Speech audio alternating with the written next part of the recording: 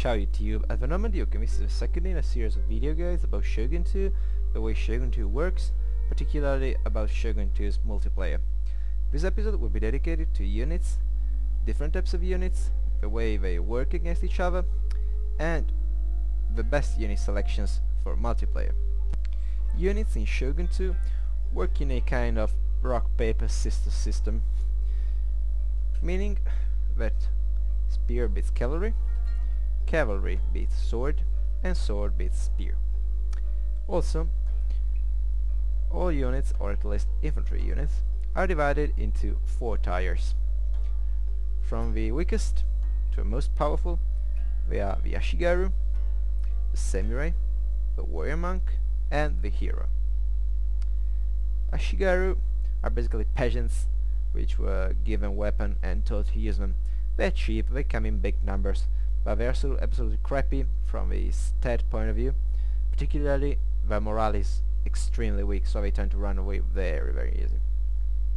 Samurai are the second tier. They're good, they have good morale, good stats, but they're they are much more expensive. For example, this Yari Samurai, as you can see, is worth twice the Kokyu as the Yari Ashigaru. The third tier is the Warrior Monk tier. Warrior Monks are absolutely deadly in what they do, but they are extremely expensive, they come in small numbers, and most of all, they are extremely weak against arrows and firearms, because their armor is crap. Finally, and you have to switch to the veteran type to see them, you got the heroes, like for example these bow heroes. The heroes are the most powerful tier. These guys are the best troops you can find for each kind. So in this case, the bow heroes are the best archers, the Yari heroes are the best spearmen, and the katana heroes are the best swordsmen. Sorry. The units of heroes are extremely small, extremely expensive, but they're also extremely powerful. A single unit of heroes can destroy any inferior tier unit, provided it doesn't use a stronger weapon. For example, even the Yari heroes cannot defeat the katana samurai, even if they belong to a lowest tier, or tier, as I pronounced before. So, you got spear infantry, which is good against cavalry, sword infantry, which is good against spears. You get bow and firearm infantry. Now there are no firearm heroes, probably because the firearm is not a noble weapon. Now the difference between archers and musketmen, let's call them musketmen, is that archers get a longer range, they're more accurate, they can fire faster, but the firearms are good against morale and they're extremely good against armor. So for example, if you are fighting this Najinata samurai, which as you can see got 9 points of armor, it's the best armor in the game, the archers are not gonna be very effective against them, while for example the matchlock samurai are gonna be extremely useful. But cavalry, you get a single entry for cavalry in your army list, but cavalry is composed by many different kinds of units. You got light cavalry. Light cavalry is basically the cavalry you use in small fun battles. It's fast, but as you can see, its stats are crappy. Particularly, they got crappy armor and crappy melee defense, so they're good just to attack the enemy in the back. Then you got bow cavalry. These guys are basically mounted archers. They're good, not overpowered like they were, for example, in Medieval 2. They can be useful to kite the opponent, but I'm not really an expert about these guys. I used them in my first battles, but I ended up not using them again. I prefer melee cavalry. Speaking of which, the first serious kind of melee cavalry you get is the Yari cavalry, and these are basically like lancers in Napoleon. They have extremely high charge bonus, but their melee defense and melee attack is crap. They get a slightly better armor than the light cavalry. But then also I have one thing that I kind of disapprove, which is they get a bonus against other cavalry. Now, if you know anything about historical military cavalry, you should know that spear cavalry, or lance cavalry as we should call it, while it was very good against infantry and it may have been very good against other cavalry during the charge, because their weapons were longer, so they could strike the opponent before they could strike him. But after the charge, they were absolutely crappy against any kind of sword cavalry, because when you have a 3 yards pull in your hand and the opponent got a quicker, shorter saber or sword, you're pretty much dead, because you cannot defend with your weapon, you cannot attack with your weapon at close quarters, while your opponent can. So I kinda disapprove this decision from Creative Assembly to give Yari cavalry a bonus versus other cavalry, but in any case they got it, and this makes it basically the best kind of cavalry in the game. The second kind of melee cavalry is the katana cavalry.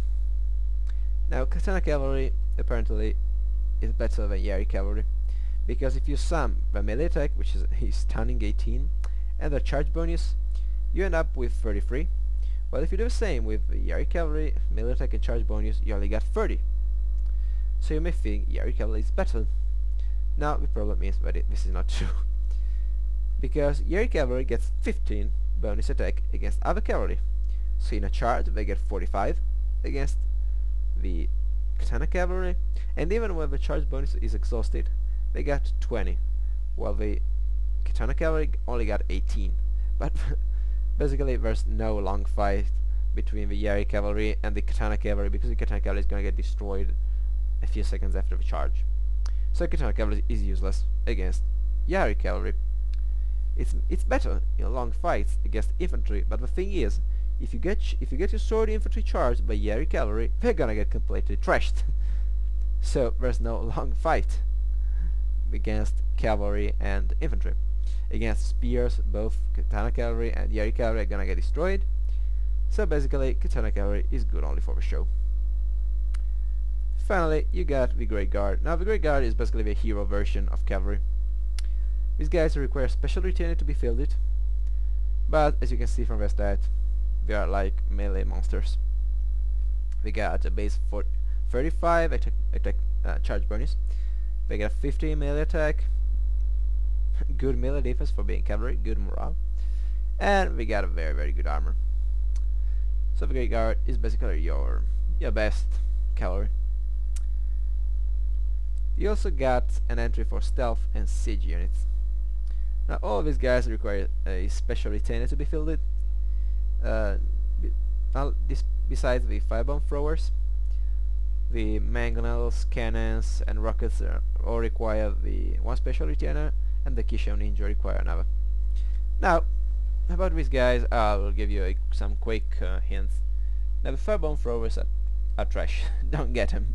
They have crappy range, and one volley of arrows is good for killing them or making them run, so avoid them. Mangonels. Now about mangonels, I saw many people loving mangonels, using them to camp, and I defeated them all.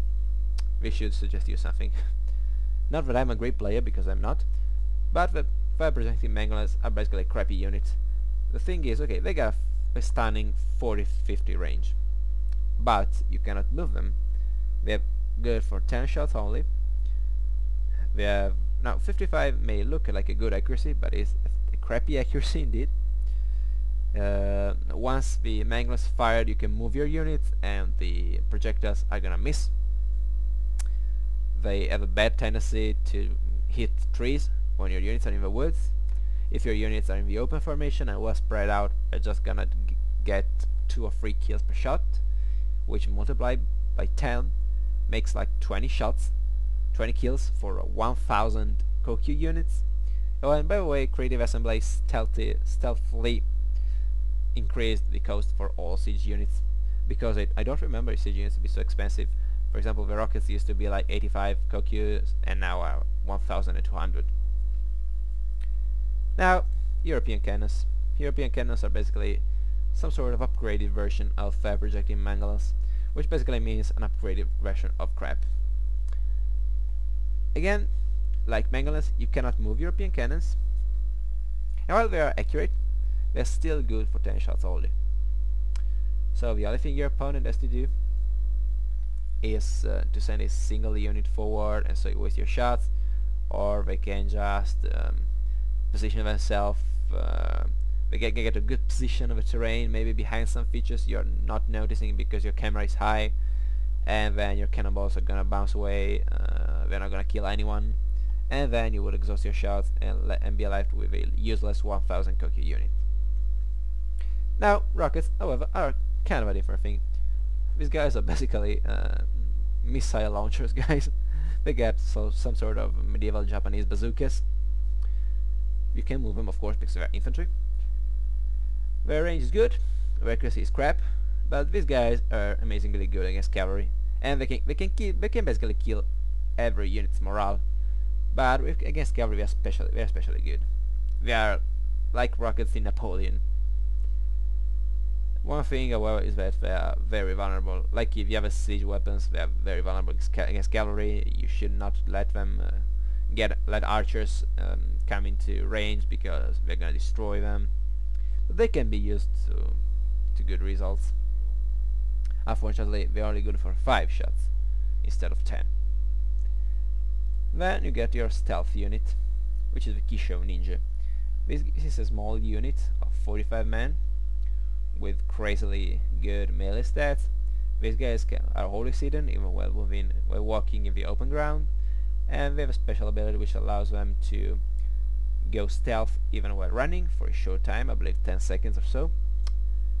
They can throw grenades, which makes them awesome. They can unlock a special ability to throw blinding grenades.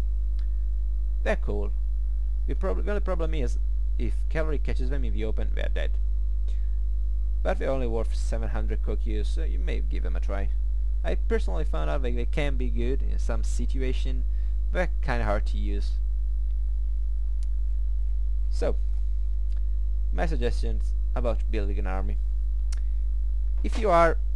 Sorry, something fall down from my knees, and it almost lost 1 page, which is crappy. As I was telling you, my suggestion about building an army is something like this.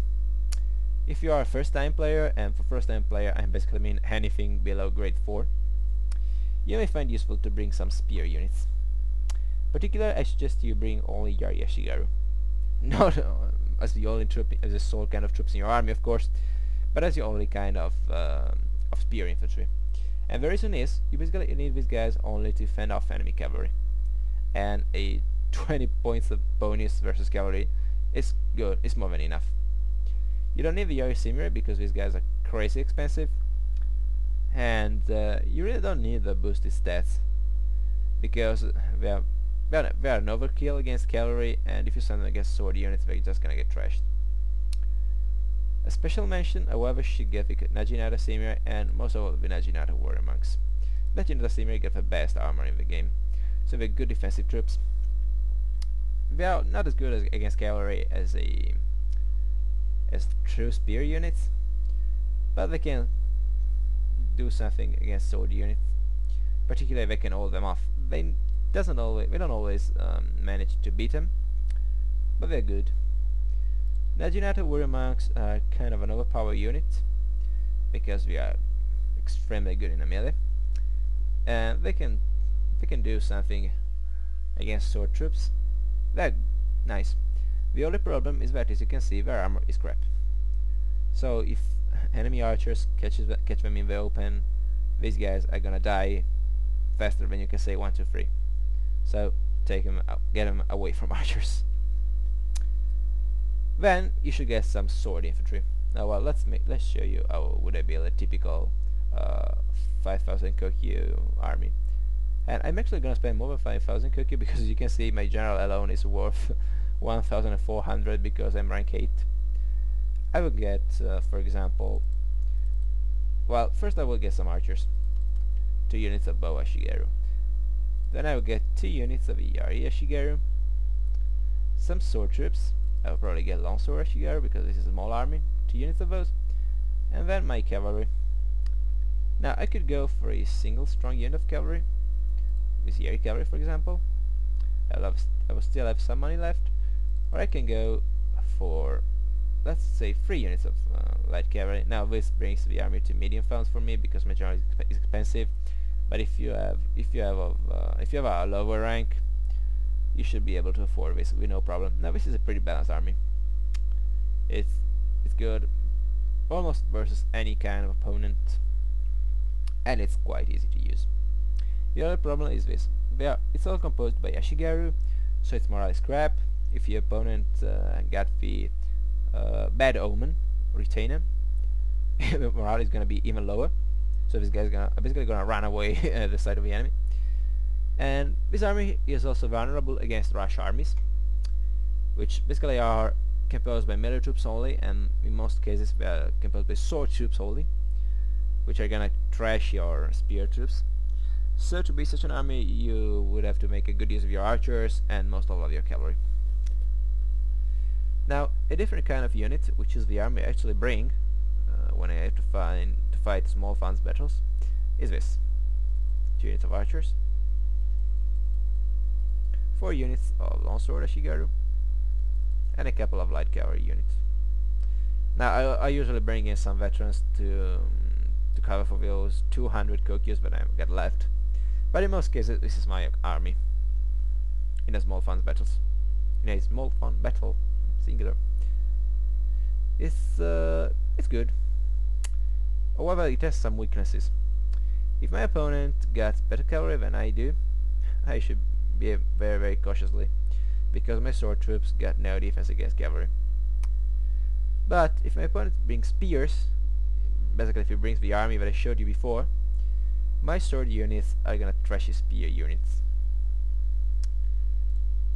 So I hope this guide was useful. It's by no means a deep guide. It's very, very simple, very, very basic. But I believe this is what a guide should be. A guide cannot tell you how to be an expert player. It can only tell you how the game works, and it can give you some instruments. But in the end, you're the only one who can choose how to play. So I hope you have enjoyed this video. More guides will come soon, and I take the occasion to wish a late happy Easter to all of my subscribers, and of course to anyone who is watching this video. Sorry guys, I'm truly late, and thank you for watching. Ciao ragazzi.